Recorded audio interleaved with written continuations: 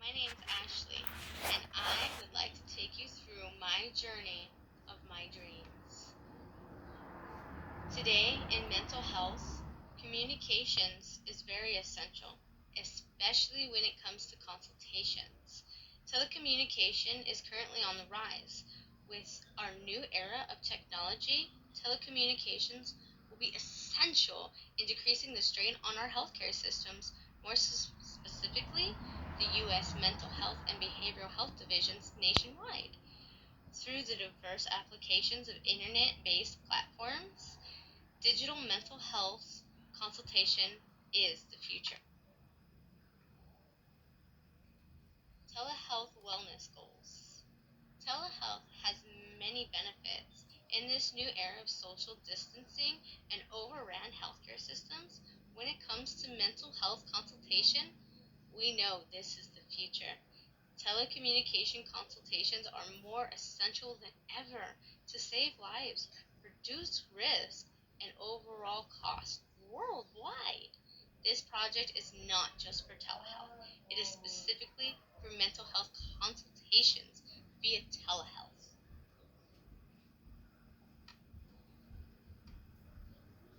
Who should undergo and expect results? A mental health consultation is beneficial to children for the purpose of preventing the development of mental health issues and or developmental issues. And for mental health patients who are suspected of having mental problems, including but not limited to crisis, grief, loss, trauma, substance abuse, and many, many more.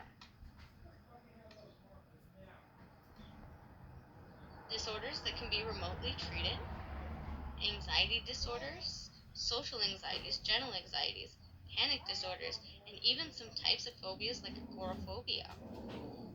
Psychotic disorders such as schizophrenia, mood disorders such as depression, bipolar, borderline personality, eating disorders, OCDs, impulse control disorders, substance abuse, personality disorders, paranoid disorders, personality disorders, dissociative disorders, sexual and gender disorders, stress response or adjustment disorders, somatic symptoms disorders, crisis prevention and intervention.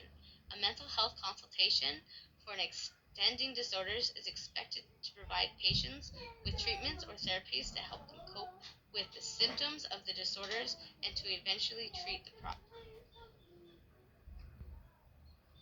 Online versus in person. As you can see, online is far less than in person.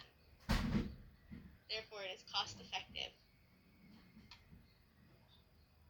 As you see here, there are top components of integrating behavioral health programs: the assessment referrals, the care coordination, the case managers, the navigating services, and everything here, as you see from 2015's healthcare benchmark. This integration is the future. Online consultation saves a lot of money. Remote capabilities and improvements. Here you see the practice models of integration. You see here the coordinations, the co-locations, and the integrations. As you see here, you see not only could this be used for mental health, but it can be used to take that mental health and push it into telehealth. Therefore, doing the online or telecommunications using these platforms will help us get these digitally to our PCPs. As you see here, the technology enables behavioral health primary care to not only do self-management, practice extenders, it also gives us decision report. And using this decision supports, we as individuals are able to use these tools and treat ourselves and ensure our mental health is well. There are many, many, many benefits as we have gone through of using online platforms for communication communications and consultations with our mental health and behavioral health professionals, more specifically, our consultations. Mental health specialists use a wide range of techniques and resources to assess a patient's mental health state. First, the doctors have to conduct a physical exam and some lab tests to rule out any potential problems. If they're able to do that and give us that information digitally, it will help us with our mental and behavioral consultations to ensure the diagnosis are accurate. Furthermore, this is also done by interviewing the patients about their thoughts, their feelings, their symptoms, their experiences, and his or her behavioral patterns.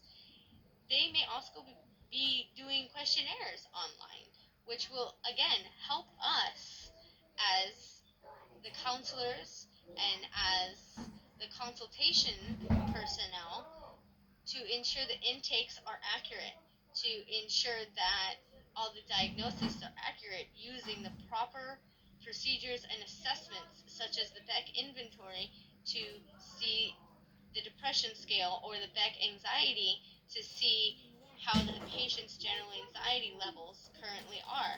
This will also assist us in creating measurement tools to see how they are doing 2 months from now, 1 month from now, 3 months from now, even 6 months from now. This will give us the data necessary to see progress, regression, or even the ability to no longer have the mental illness. Furthermore, as for early childhood, mental health consultation programs are usually offered in group levels, which again, this mental health and behavioral health consultations can be done for group settings, especially for substance abuse, crisis, grief, loss, and many others that need the support of others. In which case, the parents are able to give the individual assessments to us and be able to talk to us with their children present using the telecommunications mental health and or behavioral health consultation forms. Psychology and mental health care are very essential. We need to ensure leadership engagement, establish governance, identify program champions, build consensus, educate clients and communities through external marketing, assign implementation teams, develop detailed project plan based on rollout plans, standardize implementation and support processes, integrated behavioral services into standard form care of workflows, provide effective trainings, monitoring measurements, as we said earlier, and communication will make it a successful treatment. These are all critical success factors in making this consultation a reality. So here we have the outlines of cost. So, to start up in the initial telecommunication mental health consultation, we will need the hardware, we will need the software, we will need the staffing, and we will also need the HR and logistics to ensure that we are HIPAA compliant and ensure that every person that uses this platform is indeed licensed. This platform is for licensed personnel using their own state licenses throughout all states. Therefore, all laws will be provided based on the licensing of that state. So here we have the blue as the initial cost, the red as our maintenance cost, and the yellow as a reimbursement cost from things like insurance or a copay. So our initial hardware cost is $42,000. Our initial software cost is only $3,800, whereas staffing will be $2,500, and HR and logistics will only be $3,000 to start. So savings towards startup will be about $4,200, and that will cover my initial hardware cost. The $4,200 is what I have saved toward this goal. Therefore, I am asking for assistance in developing the ability to make this platform a reality. You have to fight for your health and stay on top of it. Our bodies are meant to be healthy. Therefore, our minds must be. And attached are all the references of where I got all my information, how I was able to get the cost effectiveness, and how I was able to ensure